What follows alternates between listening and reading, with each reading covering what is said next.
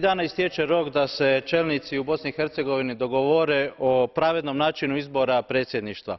Čestitam povjereniku Füle koji je okupio u Bruxellesu čelnike iz BiH i dogovorio da se više neće diskriminirati nijedan građanin, ali niti jedan konstitutivan narod u BiH bez obzira na brojčanu veličinu.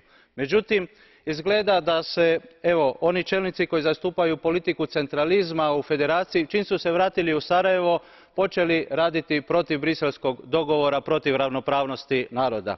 Takva politika centralizma može donijeti samo zlo i građanima i narodima u BiH. Sjetimo se, politika centralizma Slobodana Miloševića prouzročila je i najveće zlo u Europi nakon Drugog svjetskog rata. Zato Europa to ne može dopustiti. Svi građani, ali i svi narodi u BiH moraju imati ista prava, inače Bosna i Hercegovina neće se moći pomaknuti niti milimetar prema Europskoj uniji, a vrijeme je, gospodine predsjedniče, da Bosna i Hercegovina krene europskim putem. Hvala. Köszönöm szépen. Göncz Kinga asszony jelen van? Nincs jelen, akkor Muniz de Urquiza asszonyé a szó. Señor presidente, quiero saludar a los trabajadores de Tenneco Gijón.